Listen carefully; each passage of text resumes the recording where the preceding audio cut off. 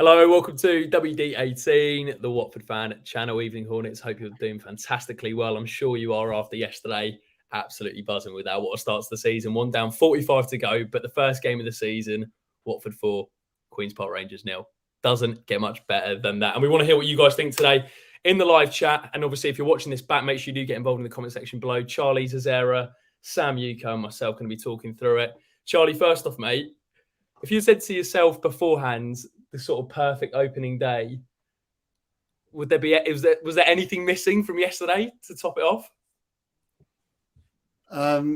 Probably not. I'm trying to think maybe like I wanted Ryan Andrews to score, like for the feel-good factor to just keep on rising, and he looked dangerous again on that right wing. I think he hit the side netting in one go, but yeah, incredible day.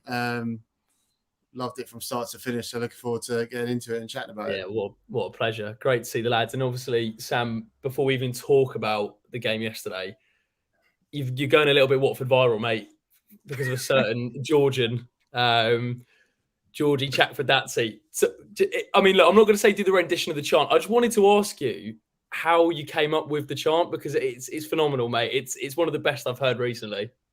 I don't actually know, to be honest with you. I think it was just one of those sort of in the spur of the moment sort of thing. A couple of times last season, I heard it in the away end being sung for Hamza Chowdhury, and Right. when I was trying to think of like sort of ways of fitting in Chakfadze's name, I think it was just a perfect fit. It was like a glove in a way. So yeah, I'm happy to see that people have enjoyed the chant and hopefully get it going in the Rookery. I would say though, my main negative from yesterday is I've woken up with a massive bruise on my shin from the yesterday. So yeah, thanks for pushing me over there, Charlie, when we scored. Welcome I back. thought you came up with that chant because Lady Gaga is your favourite artist. Obviously, after Elton John, who else? Well, I thought the thought process was like you had it on in the shower, or like you had paparazzi on, and then you just thought, you know what, who can I work into this? Yeah, Chakfadze. But mate, I have to say, what a man, by the way. We tagged him on the Insta story. He loved it. He sent us a couple of heart emojis. His brothers and his family have got involved as well, sharing it. So we'll talk about him in just a moment. But anyway, Watford 4, QPR 0. We're technically top of the league. I think that hasn't changed. Still top of the league. We are top of the league, so we are top of the league. And the 4 goals, Deli Bashiru, loser, Mateus Martins, Bayo. Charlie, just first off, mate, I know we said at the top of the show how like it was almost the perfect, well, it pretty much was the perfect opening day.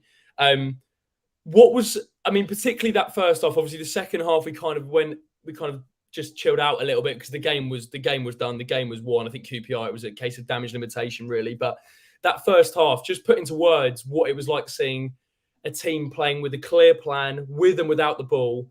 And was it just refreshing to see yesterday? Because it felt like we haven't seen a performance like that in a long time. Yeah, I think you said it in the match day TikTok, like leading into it. We just don't know what to expect. And then we were all in the pub when the team news came out. There was a lot of moans and groans, especially like Andrews not starting. Obviously, Lewis didn't start, so Morris started. So there was a bit of, I don't know, maybe negative vibe or anxiety about going into the game. But got into the Vic, good atmosphere, good vibes. Kind of the Rookery was kind of bouncing and a really good start to the season. And then it was just like, oh, he's in. And then when that goal went in, honestly, I can't remember the last time. Obviously, I've been to most games, but I've missed a few. But I can't remember like limbs like that in the Rookery for a long time. It was such a good moment. And then after that, I spoke to my mate's QPR fan. He was talking that it was 33 seconds, wasn't it? And he was like, and we had kickoff. I didn't even realise. But after that's when I was impressed. Just the speed of passing, the movement, creating chances at fun. Like, let's have a disclaimer here: QPR were terrible, and they could be one of the worst teams we played this season. But we still stood up and we still ran rings around them. I thought, created chances at will. I think we could have easily won 6, 7, or 8. And it was just refreshing to see. And my big takeaway of it, and we've done videos on the channel before with Barnsley, West Brom fans trying to get like an insight into what Valor and Ishmael's style of play was. And it was nothing like we saw yesterday. Yesterday was kind of an innovative style with Sierralta, aka the Chilean Perlo, playing as a holding, then dropping in as a free. Rotations, I thought Martin was incredible. So it's just a really exciting brand of football. I don't even think it was that kind of gung-ho high pressing I expected. I thought it was really smart pressing. So it was just a joy to watch. And as the goals went in, the confidence went up. One of the best first half performances I think I've ever seen from a Watford side. Yeah, for sure. I saw a tweet. I think it was Vic Bait said it was kind of like organised chaos with the ball, and what he meant by that was the fact that the movement was so good that QPR couldn't actually live with the front three movement, and even when the three guys who came on in midfield, the same sort of patterns happened, and it was clearly worked on in pre-season. And Sam, for me, as Charlie mentioned there, it made me realise what a well-coached team looks like. And I know, as we said, QPR were terrible, but those patterns of play would have been executed against any team. You know, that had been worked on for 6 or 7 weeks beforehand. So just from your perspective, because that's one thing that you've always said about a Watford team, you want to see them coach and you want to see them with an actual plan, right? Yeah, exactly. And I think we'll go on to the goals, but I think it was that first goal. I know it was in the first 30 seconds and the game was still settling down, but it was the fact that we had Bayo dropping in to lay the ball off to Loser, who played that ball through to Deli Bashiru. Imagine how satisfying that must be as well as a player, because they 100% worked on that sort of thing in training, and see it being pulled off, that only increases your confidence in the coach and your confidence in the whole system as well. And it's just so good to see, because you saw them running for each other. My voice is still gone from yesterday. You saw them running for each other. You saw them playing for the shirt. And it was just so refreshing to see, because I don't think we've seen that properly since the Luton game last year, where we also won 4-0. It was just, I think the big thing that we have to say for balance, as great as it is, as much as we have to enjoy it, the two big things in the back of my head is QPR, as you say, Charlie, probably going to be one of the worst teams, if not the worst team we play all season. It was beyond me how bad they were yesterday. And secondly, as well, I think something that's still nagging away at me is when West Brom and Barnsley fans said that they both came out the traps flying quite quickly at the start of the season before it did sort of dwindle out after 10, 15 games or so. So that we'll enjoy it while it lasts. And it's good to see a Watford team playing with confidence, and for the manager. I put a picture up yesterday on Twitter of when one of the QPR players went down injured, and you saw all 11 Watford players going over to Valérien Ismaël to get a team talk and try and get instructions. Now, I compare that to Norwich at home in the Premier League, where we lost 3-0 under Ranieri, and it was something like the lights came off in the stadium or something like that, or there was medical emergency, and the Watford players just looked disinterested. They were all doing their own thing, doing kick-ups or whatever. And comparing that to yesterday, it was just such a refreshing sight to see. Absolutely, Matt. You're banging with that. Sorry, Jacob. I just want to give a shout out to Sam. If anyone hasn't seen his match reaction from this, you could tell he got himself well lubricated before, and his voice was very hoarse. So it was a great effort and a great match reaction. So and also we've got to give Sam a shout out, because he did actually call 4-0 before the game.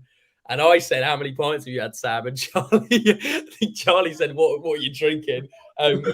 What was it, Sam? What was the was it blind confidence? Did you actually genuinely believe that? I think it was a bit of tongue in cheek, to be honest with you. I mean, we did our predictions. Don't admit it, mate. You got to say you predicted that. We did our predictions last week on the season preview video, and we'll go into that later in the video, predicting our games for later this week. And I said 2-0, so I'll keep it as that for the league table. But I just woke up yesterday. I think must have been that incredible pre-match video the club released on a Friday night. First song I put on my phone is Z Cars, and I'm just thinking, Watford are back.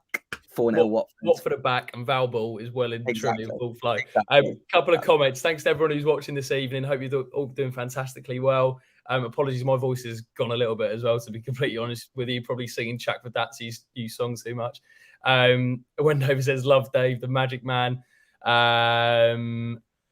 HJ sums it up really well. 7 weeks at home on the training pitch, an intense pre-season, only a few pre-season friendlies, shows what hard work is and how it paid off. And I think it also reiterates how not to read too much into pre-season, because I think the intensity we played at yesterday, from what I've seen, obviously we haven't seen a lot of pre-season, but from what I've heard, it's completely different. And yeah, I actually got told by someone who was at the Palace game that we pressed off the ball really well. So Clearly, this is something that's been worked on.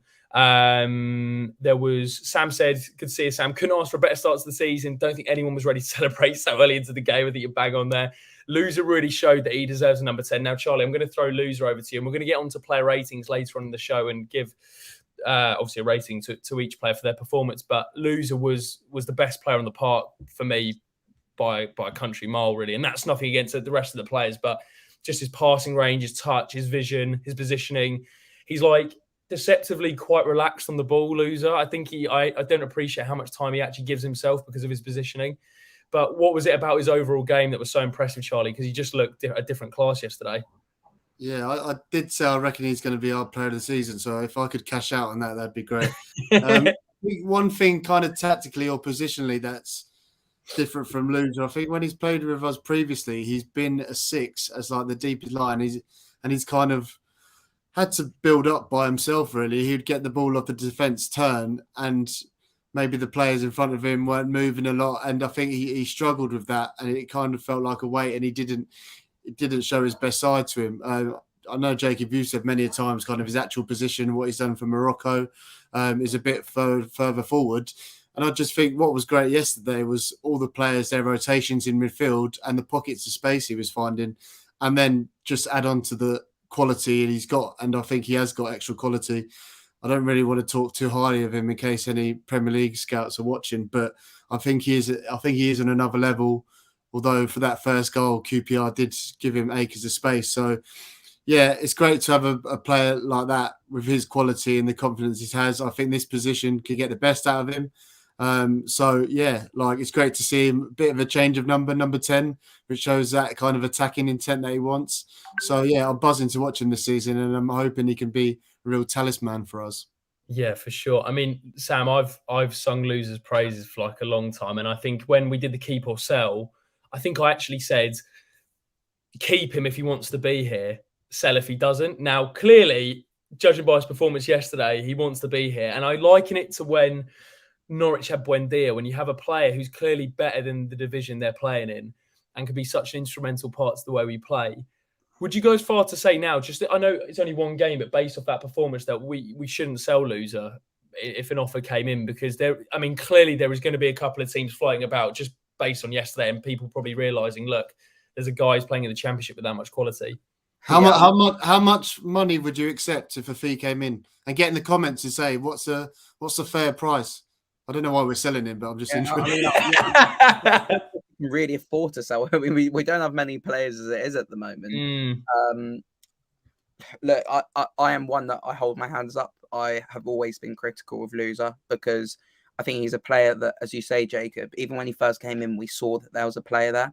And we've seen glimpses of it, I think, throughout his Watford career, but we've never seen it on a consistent basis. And yes, I think his Watford career has been heavily hampered by injuries, but I think I saw an interview, I think it was Valerian Ismail speaking to the Watford website, that the difference that it's had on Loser, the fact that this is his first full pre-season in a while, he's really showing confidence in his body, supposedly, throughout the pre-season friendlies, and that really reflected on the game yesterday as well. So let's hope we can keep hold of him. And I think that, like I say, I think the big thing for me now is I want to see it consistently from him, because it's not enough for me that we have the odd glimpse like last season that we saw. He was really good Norwich at home, I think it was, under the lights, 1-2-1, and he scored at the back post, but then he'll go missing again for 5 games. So I think I just want to see it more now. Can he follow it up in the game against Plymouth next week, then again at Stoke? And I think we've got a fantastic player there. Interesting shout, though, from Charlie, his actual worth at the moment. I mean, we bought him for around 10 million. I'd say his market value is probably similar, but his value to Watford's has gone up, I think, slightly, Charlie, would you say? You're looking, I mean, Fab Guy in the comment section has gone for £15 million for a profit. Laura makes a really fair point here. If someone offers enough money, he will go, as Gino wants to be debt-free by the end of the season. Rio's 15 to 20. And we're not trying to sell him here, but just value-wise, like his importance to Watford, just based off yesterday, he was the one player on the pitch that you thought has just that extra bit of quality you need in a team, like the one we have at the moment. Yeah, I'm thinking, I personally don't think he will leave, because I don't think he's got enough of a body of work, especially in England, for a bigger team to put down the money. But I think we'd be looking in between at least 15 to 20 million if we spent 10 million on him. But I'm pretty confident that we'll keep him. And like I said, I really hope he can be the main man and hopefully he can kind of spearhead us to have a really successful season. Yeah, absolutely. Moving on to some other players yesterday. And there was so many to pick out from. But one man that I wanted to throw over to you, Sam, was Jeremy Ngakia, who was a lot of people's shout for man of the match. Started at right back, finished at left back, obviously with James Morris picking up a yellow in the first half, who I thought did really well on the left-hand side, James. But Jeremy Ngakia, we talked a lot in the build-up to this game, Sam, about his role this season. And I think you can see why from that game alone, what he can offer. What was it about his performance that stood out, both, I guess, going forward and defensively as well?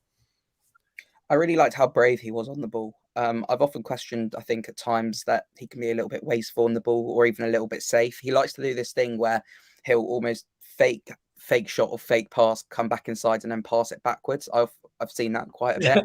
Do you know what? I would have to say that the Ngakia turn is on par with the Igalo scoop for me. Of course. Sorry, carry on. Oh God, I wouldn't go quite that far yet, but we're on that way. We're on the way if it carries on like this. But he was really brave on the ball yesterday, and we did see it towards the back end of last season where he was taking shots on a bit more and driving the ball forward. But he really carried that on yesterday. Val Ismail as well really liked the two wing backs being quite narrow as well, and I think that he suited that role really, really well. And on the whole, defensively solid as well, albeit he didn't have too much to do defensively. So it was a performance, I think, that where Ngakia looked confident and he looked coached. That was the big thing, because I think I've been critical again of Ngakia because since he's come in, I don't think he's kicked on at all as well as he should have done. But I think a large part of that is the fact that he's had probably 10 managers since he's joined Watford and hasn't been coached properly at all. And that was the first time I saw Jeremy Ngakia look like he was coached and actually had work done with him in training. Like Loser, it's a consistency thing. But if he can keep this up, then I hope that we've got a really good player there. Yeah, Lou Orns tweeted a fascinating picture of the average positions, and you can clearly see Ngakia and James Morris playing as inverted fullbacks, which is something that I would never witness in my life. And I think they did a really good job, especially James Morris, who I thought was excellent as well, always wanting the ball in the middle. It's obviously something that we've seen Pep use a lot, and like Leicester, if anyone watched Leicester and been doing it, I thought when Leicester did it today, they didn't look as good and they were getting caught on the break a lot. But I thought Ngakia really, really impressed. And it's great now we've got the competition in those different areas. Just before we move on, Ngakia, Sam, can you remember what chant we were doing for Ngakia? I can't remember off the top of my head now, to be honest. I didn't think about it, but I was just like, let's just carry on. But yeah, sorry about it. Ngakia chant together with the comment section. So this we need a rendition from Charlie. Oh, mate. Charlie can get it going. What's that? If you can get the chant going. I can't remember what it was, honestly, but like, we were definitely chanting it in the second half. All I'm saying is Charlie got Healy on fire when the fire alarm went off in the pub yesterday. So, I mean, the man with the legend. This is the graphic that Charlie's talking about. So if you look at the average positions here, and thanks to Lou Orns for the graphic here, I mean, Backman's average position says a lot, but Porto, but I guess the clear one, and Charlie mentioned, is Morrison and Ngakia, Sam.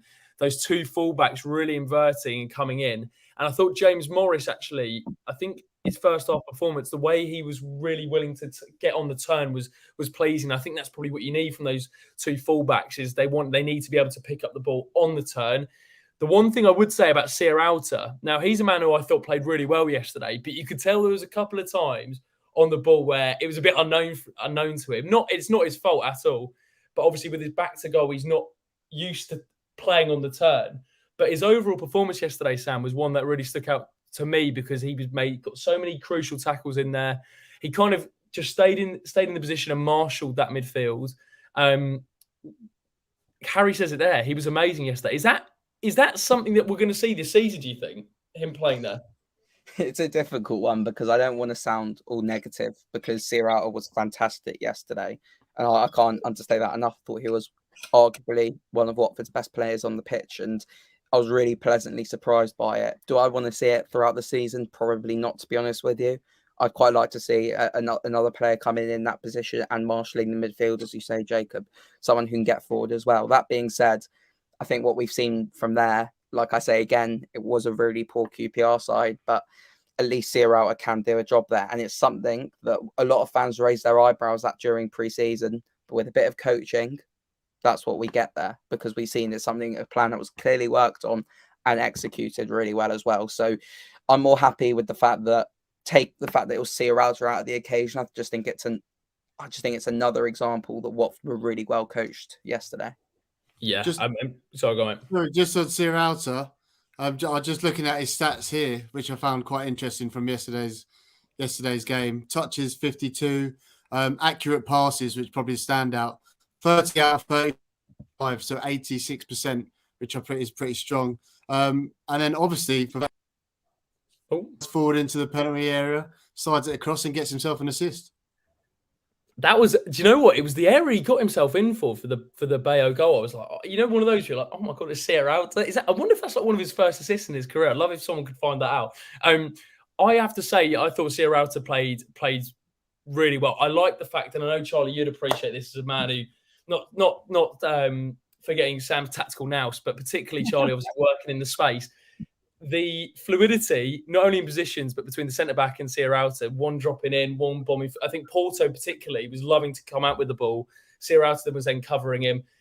It just felt, and I know this is completely just a feeling, but it just felt really nice to watch a team that was coached and clearly knew what they were trying to do. Did it take you back a little bit? Because I was like, I cannot remember the last time I watched a team and gone, everyone knew what they had to do. Everyone was working for each other. And I know that sounds really simple and basic, but the last time I can really think of a team who did that was probably under Javi.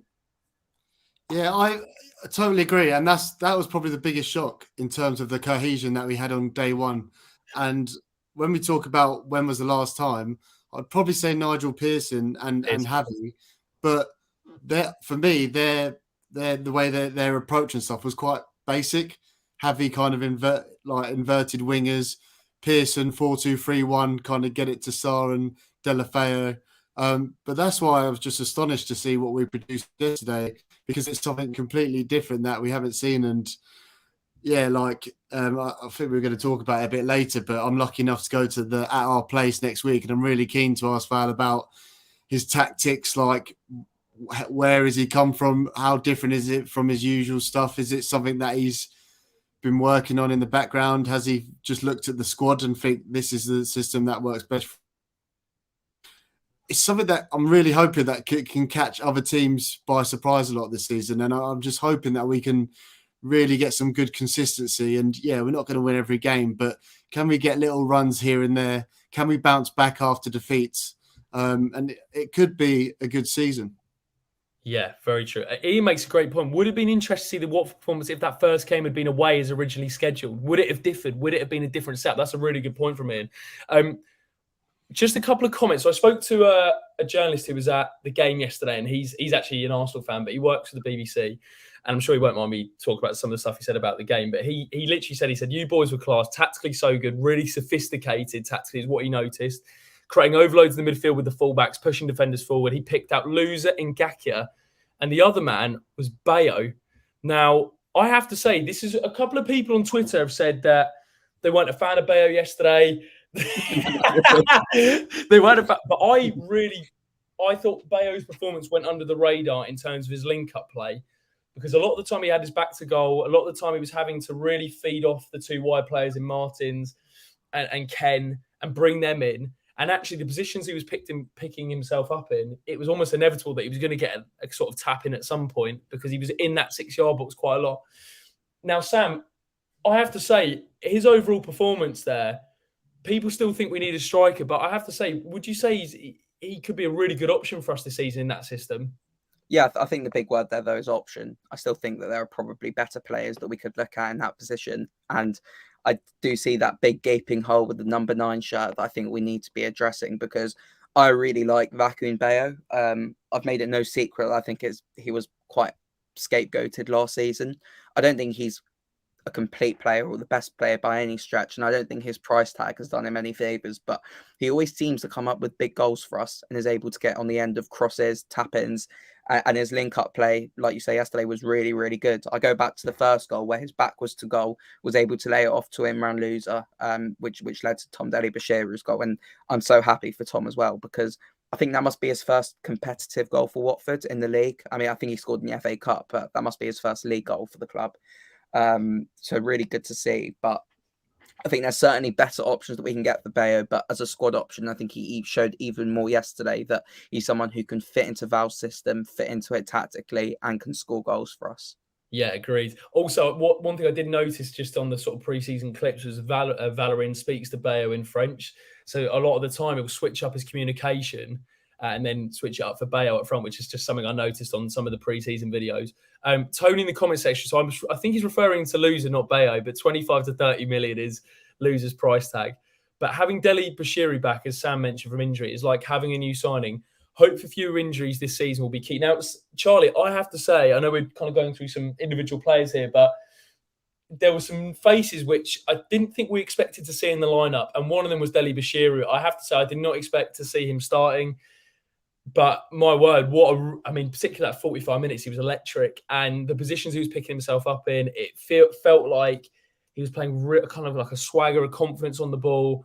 One that it kind of felt like he had the shackles off, and I know he's had his injury problems, and it just felt like there was nothing in his mind kind of stopping him. Because I think when I've seen Tom play before, he's kind of not been 100%. You kind of feel like maybe not putting himself about maybe as he probably would do. But I thought yesterday we saw the best of him, and I imagine that is the best of him, the best to come. But what was it about his performance and any other guys that you thought kind of went under the radar a bit more than others? Yeah, when we appointed Val, I thought Tom Deli could be a player who could really benefit. Just the type of player he is, because I don't think he might necessarily is going to be amazing on the ball, keeping possession, like not to the level like Loser. But I think out of possession, he's really dynamic. He can get around the pitch well, like he can do the simple stuff well. And I think yesterday, the thing that stood out for me, and it showed for the first goal, was the movement. Like, I haven't seen him have a third man run that often. He did a great run against Huddersfield away last season before passing off to João Pedro. But I just thought of him in a Val system as being great against the ball, great pressing, and he's tactically really good. I mean, you got to remember he's come from Man City, so he's gonna have good schooling about him. I've always liked Tom Deli. It's just like, can we please? Fingers crossed he can just keep injury free. I think we all thought that Ismail Kone was going to start in place of him. I think they're quite similar players, like profile. And again, like we talked about with Andrews and Gakia, I think if we've got Kone and Tom Deli Bashiri like competing for that spot, it's a nice two players fighting for it. And then in terms of other players that kind of gone under the radar, I think I said it a bit earlier, but I just thought James Morris played well for us. And I honestly can't really remember bad games James Morris has played for us. I think a lot of people say, he's not up to it, he's not good enough. But whenever he's played, he's produced at least a 6, 7 out of 10 for us. He almost got an assist in the first half, didn't he? I think his delivery is great from wide. I think Bayo maybe could have done better with that header. So, yeah, shout out to James Morris as well. Yeah, absolutely. A fab guy in the comment section. I was sceptical when Deli Bashiru started ahead of Chatfordetsi, Asprilla, and even Livermore, but I was proven wrong. Look forward to seeing him play. And I just wanted to go back before we go on to some player ratings, because we kind of picked out some performers, but it'd be good to get you guys involved in terms of the player ratings and stuff. And I'm sure we could talk about every player because they all contributed really well yesterday. But Harry made a great point, Sam. It's amazing to think that all the players that started were with us last season. Now, the quote of probably the season was on the opening day from Valérien Ismail, and he said the starting 11 were all here last season. It shows what can be achieved with a change of mindset. Now, I saw some people trying to twist this into a dig at Chris Wilder. I don't think he's trying to say that at all. But what he's trying to say is the fact that he mentioned on the first day he turned up to Watford pre-season, 5 players, which were unnamed, were late.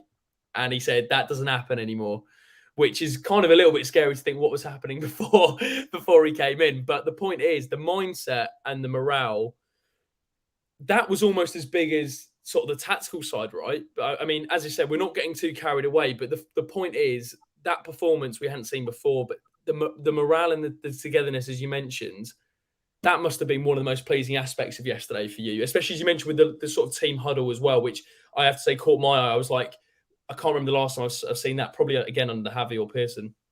Yeah, exactly. I think that it was a deep-rooted problem. It reminded me of a quote.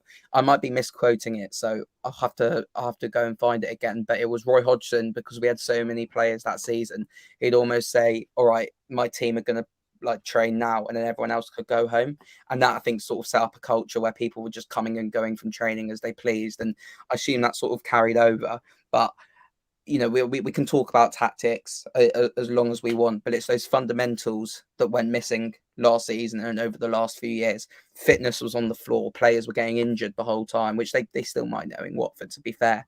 And as we find out, players turning up late to training on the first day of pre-season, which is really, really disappointing to hear. But it's getting these foundations right, these fundamentals right, that hopefully we can build from and grow from even more tactically. My only concern would be that it has come across as a bit sort of disciplinarian, which I'm not against personally, but we know this Watford team don't respond well to disciplinarians. So I'm hoping. Is it this Watford team though, Sam? I think that's the question, because it's as you say, it's the same group of players though, isn't it? And when we go on a run of games where it's 3 or 4 defeats in a row or something like that, and Valerian Ismail's getting them maybe to come into training earlier or putting on extra sessions, how will they respond to that? I don't want to sound negative at all. I just think it's really important. No, it's good to raise the point, because I think it can go under the radar when you have a 4-0 win. Of course, we enjoy the start of the season. The last few years have been so miserable, and it was the first time we'd seen a performance like that in a while. But it is the first game of the season. The game next week against Plymouth is, I'll go on record now and say it'll be 10 times harder than what we played yesterday. Probably better players and a better manager as well. So it's going to be interesting to see how this Watford team respond when the going gets tough, when it gets a bit colder outside, even though the weather wasn't great yesterday, and when there's a few injuries in there and when the crowd get on their back a bit. So on that, by the way, the atmosphere yesterday was excellent, and I think that really helped the performance as well. But long way to go still, and I think it's important that we remain balanced as fans and still cautious that things could still go either way. Charlie, just on that, I think in terms of the morale and stuff, the fact that we've cut the squad with 20 players leaving this summer, that's why I kind of feel like it does feel like a slight change in terms of, even if we did, and this is very much hypothetical, but before it felt there was a team of individuals. And I know if we had lost yesterday, then people would probably still be saying the same thing. I know that is just football. But more the sort of running and intensity was the biggest thing that was a clear difference from, if you compare the last game of last season to the first game of this season. I know there's excitement and stuff, so there's a bit more riding on it than the last game last season. But it was the fact that everyone was running for each other. It was the fact there was intensity. The fact that everyone knew their roles. And I think even if we had lost yesterday, as a Watford fan, is there much more that we can ask for if a team if teams following out what the manager wants them to? Unfortunately, I think there's a minority of people who, if we had a really good performance yesterday and lost, I think there would be a minority of Watford fans who would still be negative about it. I actually kind of do agree with kind of what Sam's saying in terms of Val has got a huge job resetting this culture at this club. And I think the one thing that he needs to do earlier in the season is get results, because that just gets buy-in. After yesterday, he would have got one step up with the players going, this guy knows what he's doing, so let's back him. But I do think we have got quite a volatile culture, atmosphere, and if we lose the next 3, there will be some players in that change room whose mindset will change. So it's a really big job for Val, but I think you can't ask for anything more in terms of what we've seen already. So yeah, hopefully we can keep getting results. And that's why I said earlier in the chat, I think reacting to defeats is going to be so important. We need to, and like we know this championship's really tough championship, but I'm hoping we should be able to get some good results as we go, because you're not going to be playing Leeds, Southampton, Leicester every game. So yeah, it's a really tough job he's got doing this culture, and it's going to take time. It's going to be to the end of the season where you need that body of work. So it needs that old buy-in, and it needs buy-in from everyone, including the ownership. So yeah, like really good start. I think everyone would have taken another leap of faith towards Val after that. So it's just let's follow it up now. Let's have a good game against Stevenage. Plymouth are a tough team, but we need to look at the quality that we've got in with the squad. It's going to be better than Plymouth. So as long as we apply ourselves like we did on Saturday, we should get the win. Yeah, I think. I'll just say, sorry, Jacob. No.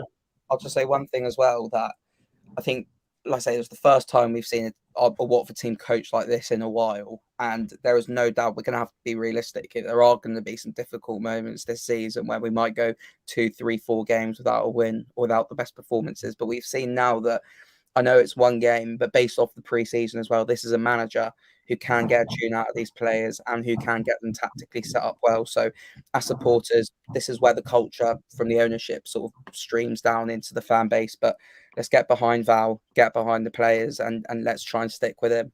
Yeah, spot on, Sam. Completely agree with that. Let's move on to the player ratings. We've got 2 comments just that I wanted to throw over. Ian makes a really good point here. Players available on the market, which is still open for less than a month, I want to say. Players available on the market would have seen that yesterday and will be more open to signing for us, which I think is a great point. There was also a comment from, there we go, Sam. Selling sign JP could be a blessing in disguise. We play more as a team rather than lots of individuals. And one from Kate, good love to see you, Kate. Is this team volatile, though? We've sold so many of those problem players, and the team we have now are so young, impressionable, that actually a culture shift is much more achievable, in my opinion. Who wants to take that? Well, I would say the team isn't volatile. It's the culture of what happens if there's a couple of wins around the place, media, fans, those guys out on the pitch, or even the ones that came out. Do you know what I mean? They showed everything that we want as football fans yesterday. So I don't blame them. I haven't blamed many players for ages just because of what's been around them and the manager changes and stuff like that. So yeah, I think it's more of the culture, but I think we can look at all of those players now, and I think as Watford fans, the change in atmosphere in terms of what we believe and the excitement of the season has totally changed. So all last night I was just buzzing watching the highlights and that, and even this morning it was just great to see on Twitter some good vibes. That for sure. Just three things that I picked up on yesterday. One of them was actually that team holder that Sam mentioned. Number 2 was the players doing the lap of honour without the manager having to tell them, which is obviously a good start, and everyone doing it, and even the subs coming around, which I think is also a really good sign. Just little things like that. Also, by the way, I'm still standing play at the end. Unbelievable. Number 3 was also, this is just little things that I just picked up on. I know it's easy after a win, but everyone on social just messaging each other, every player hyping each other up. I love that sort of stuff. And I just think that's really nice to see, because I felt last season we just didn't see that at all. So that, for me, it's just little things that you just think, you know what? I like that, because that shows they've actually got a bit of a relationship off the pitch. Anyway, that's probably me stretching a little bit because I got a bit excited. But anyway, we move on. Player ratings. We go through them one by one, and we'd love to hear what you think in the comment section below, as you have done throughout today. And as usual, so thanks so much for getting involved. We'll start off with Daniel Backman, and I'm going to kick it off with you, Sam, with Dan. Out of 10? My lowest rating, I'll give Dan a 6.5. Clean sheet, did make a couple of good saves, and 1 or 2 good saves when he had to, and did claim a couple of balls. But again, I thought his distribution was really poor, and gave the ball away too cheaply too many times, where against better teams will probably be punished for that. So did okay on the whole, but I'll give Dan Backman a 6.5. So Jacob, just on Dan Backman, I want to ask you, because we were talking about this in the pub after the game, but I know some of his passes weren't great, and I've heard that he's been coached to do those passings, being brave. And I think Val's thinking big picture, and he thinks, I want my goalkeeper to do this. So he's being asked to do that. It's hard, because I think footballers should play to their strength. But if your coach is telling you to do one thing, you've got to do it. That wasn't a slight on Dan necessarily, but we did see the same thing it was the goal we conceded against Crystal Palace in pre-season, where he tried to play it into midfield, gave it away, and they scored. And the same thing almost happened yesterday, and he was just able to get down to his right and save it. I just think it's something that we probably need to be careful on, to be honest with you. And obviously, Val has almost definitely told him to do it. So I don't blame Backman in that sense. But it's one that I think probably we'd have to give a bit of time to as well. We'll give 6.5 because Sam's taking the rating for that one. Just a couple of points that I would mention. I actually think, whilst I agree with you, Sam, his distribution wasn't fantastic yesterday. If you flip that, the positive for me was the fact that he was brave enough to take that on when clearly it's not his most comfortable part of his game. I think we all know, I think he would admit his kicking's probably been one part that he's always looked to improve on. And the fact that he was still willing to do that, he was playing passes that I don't think I've seen him play before. There's one into the midfield to see a router. I'm thinking, mate, just clear your lines. But he's played it into him, and I'm thinking, blimey. But look, the Chilean Pirlo had it under control. Look, I thought he was pretty decent. One thing I would say, the save he made in the second half was a lovely save from Ilias Chair at his near post. And also, I think we've also got to put it in the context of him first game as captain. I'd imagine there were the nerves there. I think he'd obviously read the stuff from some sections of supporters before going into today. He knew the pressure was going to be on him. The microscope was going to be on his performance. And the fact of the matter was he was pretty much playing on the halfway line. So I agree with you, Sam. I'll up it to a 7. I think I was probably being a bit. No. It's not. I don't even think you were being a bit harsh. I think you're right with what you said. I just think when you flip it and you think of the context of the game yesterday. Should we go 7? We'll go 7. We'll go 7. Positive vibes. First day. You reckon 7 as well? Yeah. Right, moving on. And obviously, if I'm chatting absolute waffle, by the way, let me know in the comment section. Jeremy Ngakia, got to be up there for man of the match, hasn't he? I'm going 9 out of 10. Very good. A reason why? Just a line? We retweeted it yesterday. Look at Squawker's tweet and listen all of his stats, or just look back at the performance and didn't put a foot wrong. Bravery, like Sam said. The Jezza turn. Yeah, it was probably one of his best performances in a Watford shirt. That explanation was like, if you know ball, you know it was a 9. Moving on to Ryan Porteous. I'm going to give Porto, I think, a 7.5. Yeah. Maybe I think 7.5. I thought the way he was actually, no, you know what? I'll go with an 8 for Porto. I thought the way he brought the ball out the back was really encouraging. Something that he didn't do a lot last season, enough last season, which I think he's always been pretty decent at. Communication-wise, pretty good. I like the fact he was getting onto a few players for not playing the right ball, which I think goes a long way because there's just little things that just didn't get called out for before. Couple of times out of position is what I would say. It was just a couple of times he got dragged out wide. I think Ilias Chair skinned him and gave him meg nuts. So, but overall, I think 8 was a fair reflection of his performance. Moving on to the most handsome man in Watford, Wesley Hoot. Sam, someone who always he splits a bit of opinion, doesn't he? Yeah. And I really like his man bun as well, I must say, that he's wearing over the summer. Phenomenal bonnet. I thought Hoot was quite good yesterday, to be honest with you. Really brave on the ball and off the ball as well. And there's going to be more difficult tests, and he wasn't really troubled too much. I think if we gave Porteous an 8, we'll probably go an 8 for Wesley Hoot as well. Charlie? Yeah, 8 sounds good to me. Just for the man bun. 7 normally, but the man bun gives him an 8. The man, mate, what a beautiful man, by the way. Left back, James Morris. Charlie, perfect man to take this one. Yeah, I'd probably say an 8 again. Like, I don't think he maybe was as good. He was pretty solid. Like, I think what's impressive with him is I think he goes on to I just expect like solid, decent performances. But yeah, I'll give him an 8. The fact him being so brave, being an inverted forward and just taking the ball in those areas. Yeah, an 8. An 8.5 for James Morris. 8.5, love it. Do you know what? I'm going to save Sia Router for Charlie as well, as he's named in the Chilean Pirlo, and Sam will take Deli Bashiru. I'm going to take loser, which is obviously an easy one. If you gave Ngakia a 9, I think probably I'd give loser a 9 as well. I probably would have given 9.5 if he had finished the game. I think that's probably why he got dropped a little bit. Passing range, phenomenal. Obviously scored. Can't give him that much space. Assist was lovely. Just, yeah, delicious. Hit the crossbar, didn't he? Could have got a second. Oh, mate, the technique. Do you know what? He was right in front of me at the upper end, and like his technique was. It was just like, come on, mate. I want to see that more because he's just got so much ability. And as Sam said, I agree on. It's just like, can he do it more often? But the technique on that was just like unbelievable. Deli Bashiru, Sam. I'll give Tom an 8.5. Really, really good. Lovely finish for the goal as well. I did think for a moment, I think it's because it happens so suddenly and it's almost like kick off. All right, season starts, bang, with the wrong goal.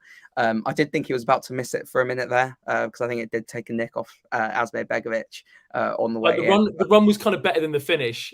Yeah, 100%. So yeah, really happy for Tom. I thought he looked really comfortable, really confident with his body, light loser as well. So 8.5 for me. 8.5. And then the Chilean Pirlo just sitting, dictating. Yeah, we read through his stats earlier. Like, I just think it's impressive. Like, Sierralta's been with us for quite a while now. Had an unbelievable season in the Championship alongside William Troost-Ekong when we got promoted.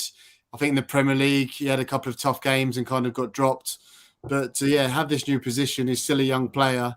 And then you're hearing about it in training, but to execute it in a Championship game, yes, it's against QPR. I'd love to see our opposite numbers doing the player ratings for theirs to see the difference. But Francesco Sierralta, the Chilean Pirlo, give him an 8. I'm looking forward to seeing how he develops. Giving him 8. Before we move on to the front line, we've got a 10 for loser from Lou Man. For a very fair point, he won us the game with 2 goal involvements. There was also loser brilliant all over the pitch, and Freddie said loser gets a 9.5 for me. Only thing that could have made it a 10 was if that audacious effort went in. Unbelievable performance, the one that Charlie mentioned. Caroline says, thought the first 45 minutes was the best I've ever seen. Need to get that momentum going.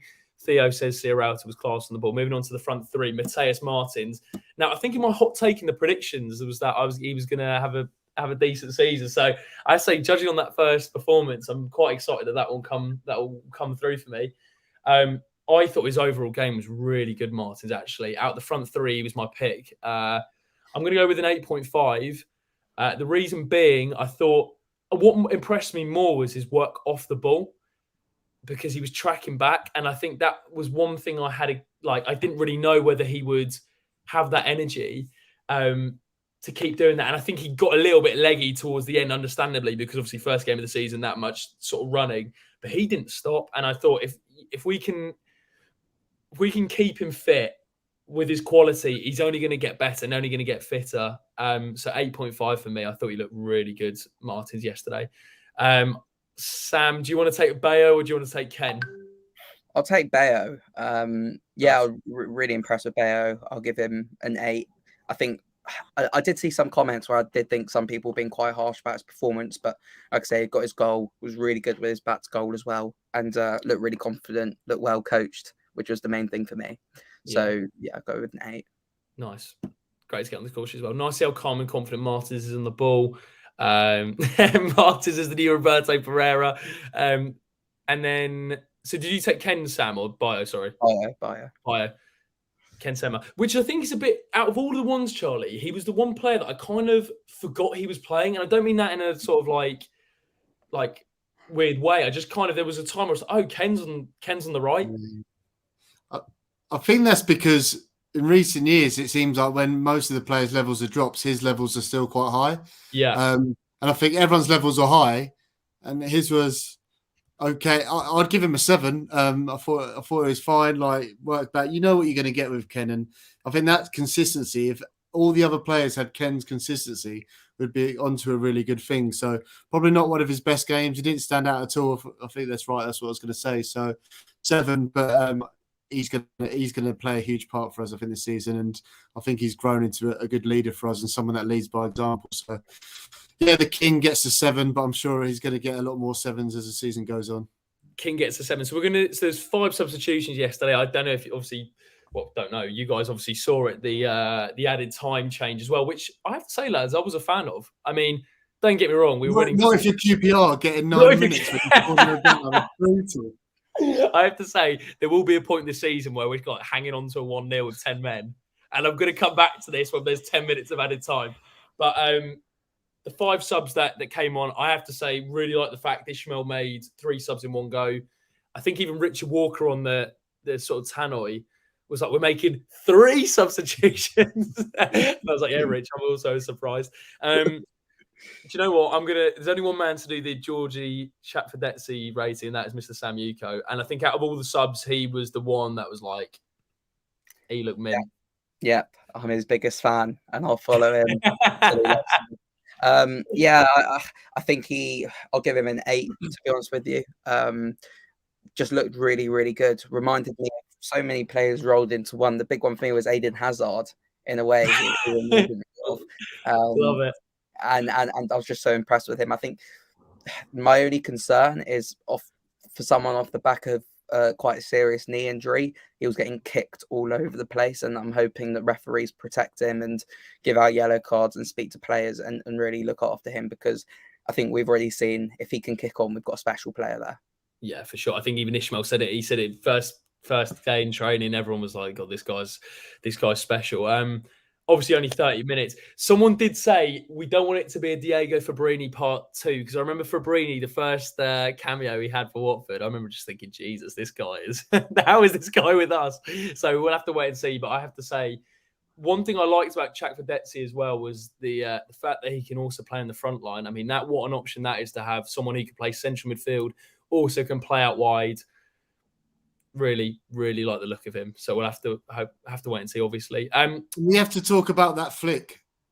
That flick where the ball goes into him, he sees a player coming, and he doesn't really do it with his leading foot. He does it with kind of his standing foot, where the ball comes and he just punches it into ground, spins it, and goes behind. I mean, just pure vibes. I can't wait to see him play again. I think one of the first things he did when he got into the middle was just run straight diagonal, like towards the goal, and he was just fending off QPR players.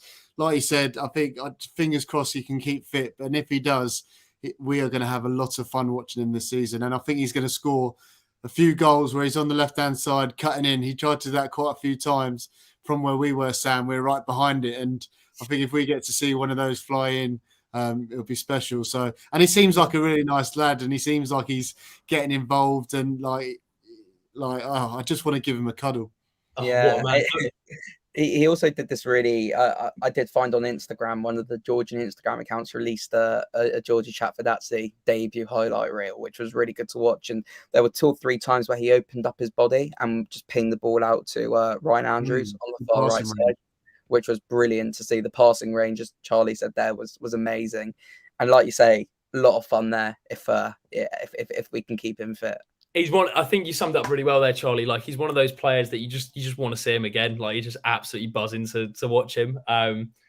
Hopefully he goes on to good things. But yeah, what a start for him. The other guys. So Kiembe came on. Ryan Andrews. Who did chat for that? Ryan.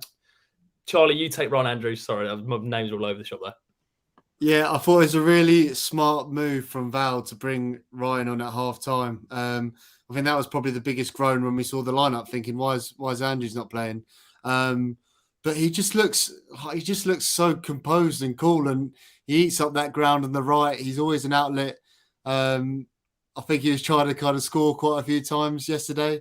Maybe his final ball could have been a bit better, whether it was a cross or a finish, but yeah, I'm just so excited that we've got one of our own playing for us. I just want to see him get as many game time and really mature and hopefully become a proper Watford player.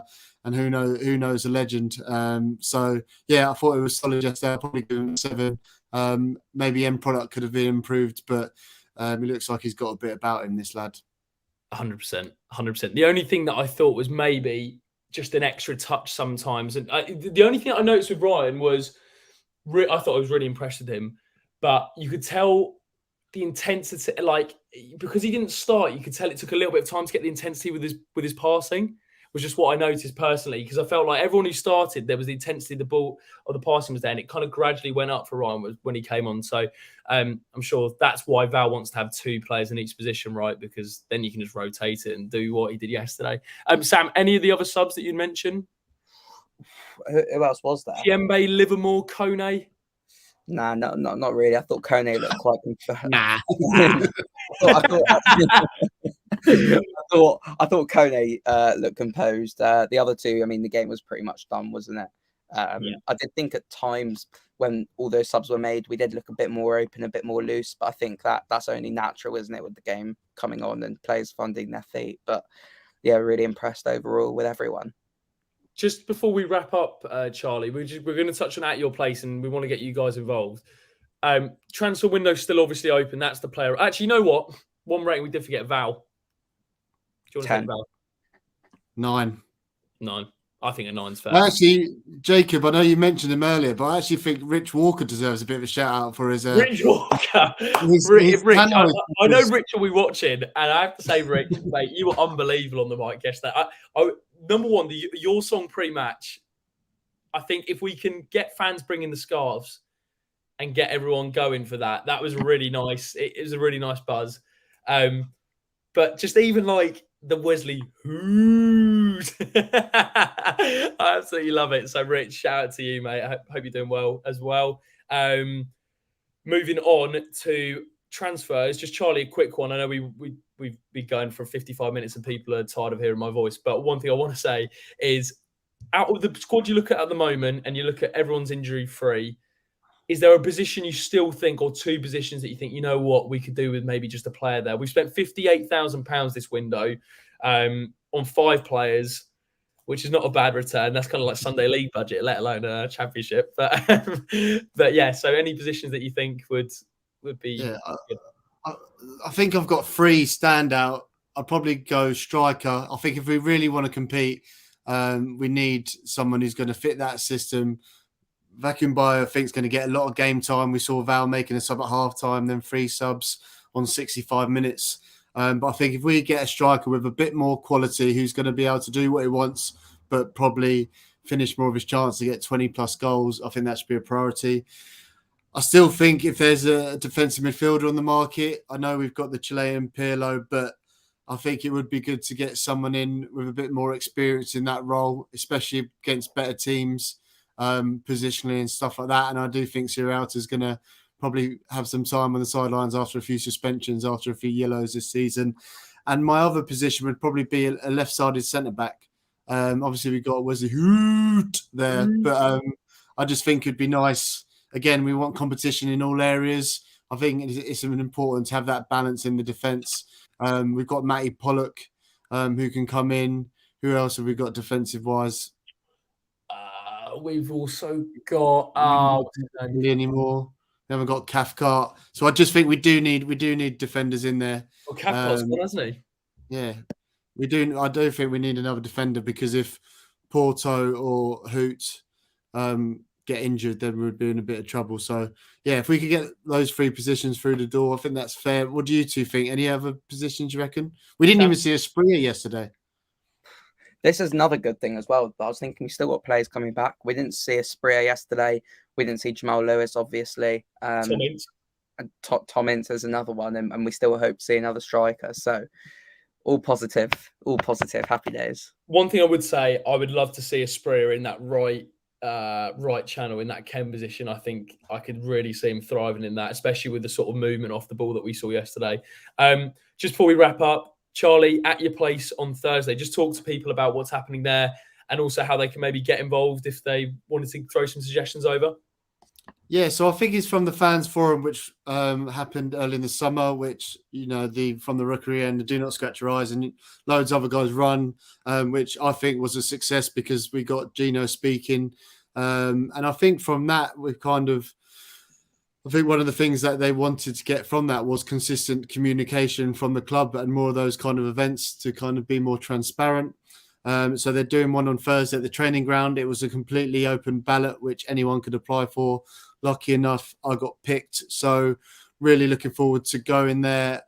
Scott Duxbury's going to be there. Cristiano Giuretta, Ben Manga, Valerian Ishmael and Dan Backman. So there's a lot of people going there. And obviously we're going to have some time to ask them some questions. So obviously I've got questions that I want to ask, but it'd be great for everyone to know what questions you'd like to ask any of those guys in particular.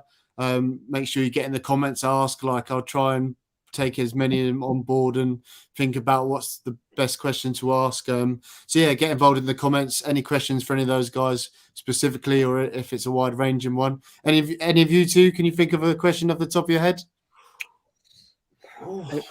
It's quite interesting. What you mentioned earlier, Charlie, with Ishmael, about it wasn't at all what we expected it to be in terms of how direct it would be. So it's nice to see that we've got a plan B. It's just, I'd be interested to hear if he had that thought already that he needed to adapt, or whether he came into the training ground, realised that he needed to change and did it from there. I think one from my perspective would be around sort of the scouting in that process. Like, there's definitely been a sort of change in terms of the deals we do this summer, which I kind of likened to when the Pozzos first came in. And also just being a lot like, fine, obviously they're not going to go into the sort of the real depth finances wise, but like what have we actually got to play with here? Because as you say, we mentioned on the top of the show, well, not top of the show, just recently, spent like half, like 50 grand on 5 players. It's been loans, free agents, Tom Ince, which just popped up out the blue. I'd really like to know if there was like what that adjustment's been like. And also whether we'll see any players from Udinese, because as I said, those squad that, I mean, whether they'll reveal that or not, but their squad is looking like 1 or 2 should be coming our way. Charlie, we'll put a social post out, shall we, to see if to let people get involved. So make sure you do stay across at WD18 fans on Twitter, Instagram, TikTok. Sam, hit me.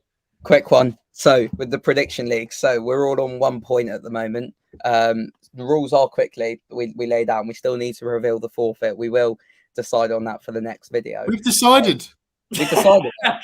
Oh, we actually. You say the format, I'll say what the forfeit is. Okay, sure. Yeah, perfect. So yeah, if we get the correct result, so the right team winning, or if it's a draw, that's 1 point. If we get the correct score, that is going to be 3 points. So because I went 2-0 and Jacob and Charlie went with 1-0 for yesterday's game, we're all on 1 point. So before revealing the forfeit, let's go with this week's 2 games. So let's kick off first with Stevenage away. Jacob, score prediction. Stevenage away. I'm going to go with a comfortable 3-0. Charlie? I'm going to go 2-0 Watford. I didn't actually specify whether that was 3-0 Stevenage or 3-0 Watford. we don't have the best fortunes in the Carabao Cup, I don't think. But I did predict the cup run, so I'm going to go with 1-0 Watford for the Stevenage game. Nice. And then for the Plymouth game next week. Jacob. I'm going to go with 2-1 Watford. Stole mine. I was going to go 3, and then I thought there's going to be... Do you remember that game under Sanino when we had Blackpool at home and Abdi scored in the last minute? It was like right at the start of the season. I think there's going to be a game like that where we're like not hanging on, but it's going to be really tense. I think that's going to be that game against Plymouth. 2-1 as well, Charlie. 2-1. And I'll change up a bit. I'm going to go. They were a really good team, Plymouth, and were excellent yesterday. They were good. I'm going to go with 1-1. 1-1. Wow. So the forfeit is, and we had a couple of messages on this from the last video, so thank you for everyone who sent in your forfeit. But the forfeit will be whoever finishes bottom of our predictions will have to do an Elton John themed fancy dress at an appropriate game at the end of next season. Surely we've got to do it to the end of the season, so it'll have to be a game in the 24-25 season, won't it? Or it could be the opening, or it could be like the last home game. It depends about the scores. Depends about the scores. If someone loses by the end of the season by a mile, do you know what? I'd love to hear from people in the comment section what their bets on who's going to win and who's going to lose and who's going to have to do the forfeit. But no, that's we're going to wrap it up. Ian, thumbs up, guys. Only have 31 likes, but if you enjoyed it, a like on the way out, we much appreciated. Charlotte, thanks so much, legend. And thanks everyone who watched. Really do appreciate it. Thanks, Charlie, Sam, for joining us, talking about what can be described as almost the perfect start to the season. Watford 4, QPR 0, top of the league. We'll see you at Stevenage. Up the Hornets. You want